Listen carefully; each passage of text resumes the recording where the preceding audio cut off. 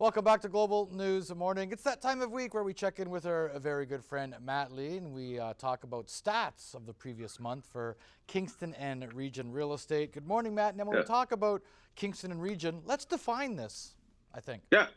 Good morning. Yeah, things are heating up, and we're carrying on. But let's get into the regions of what we're looking at, because we were chatting about this. So we're going to do Frontenac region, Lennox and Addington, and the Leeds and Grenville. And the map will go all the way around Napanee, and we're going to go up to Highway 7, and then we're going to come back down on the far side again. So when you see all of these, you'll see where we're actually doing the stats from, and then it can just narrow in. So Kingston and region is a fairly large area. Yeah, that's right. The maps are each individual region is quite large. You go to the next one is going to be Quinte. Quinte goes all the way up close to Bancroft. So there's these different regions as you go across. So we're covering a lot of land, and we want to make sure. And then the second thing is what kind of type, because we want to make sure that we're not doing leasing, and we're not doing commercial. What we're narrowing in on is residential, farms, multifamily, and vacant land. I do leave vacant land in there because I think that matters as well. So I think that that's our stats. So all four of those is what we're doing. Okay, all that being said, let's look at January stats for 2022 compared to last year and even the year before. Number of active listings. Yeah, so if we go back to 2020, there was 1,010 listings on the market. 2021, we dropped to 473. That was the largest drop. We dropped less than half of active listings from the year before. And then this year, again, we're even lower. 2022, for the month of January, we had 326 active listings. So that's minimal. When you see these houses come on the market and they're holding offers because there's a number of people going through them, it's because there is such a shortage on supply. So number of active listings can lead into number of sales.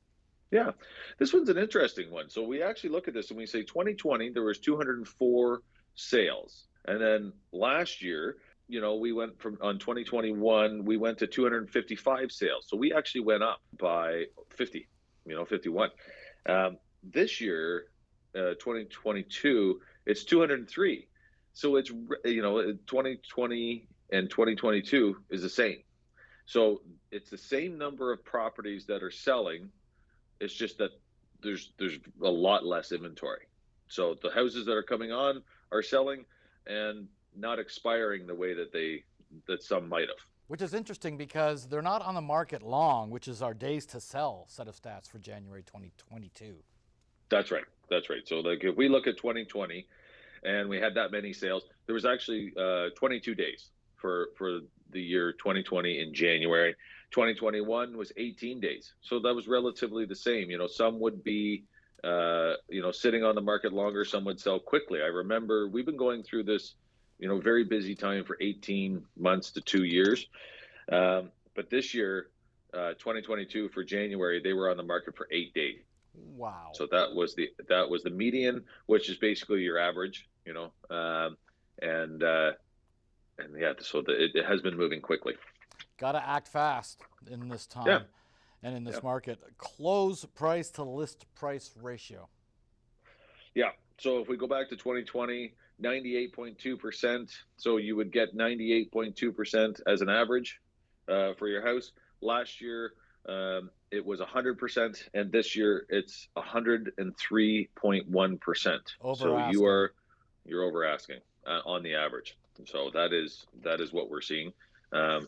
That is still telling you that some stuff may be going below, and there's some stuff that's going way above. I think that there's the in between. So you have to really look at the neighborhood that you're looking in. You have to really lean on what the comparables are. What you're really looking at. So you want to talk to a professional. So. And this is the stat that everyone's talking about: median sale price here. That's right. So 2020. The average price, median price, was $347,500, and then last year it was $457,000, and then this year it's $575,000. So we've gone up $232,000 in 2 years. So that is a huge jump, and that number is what comes down to supply and demand. It's one of these things that it would be really nice to have that more supply.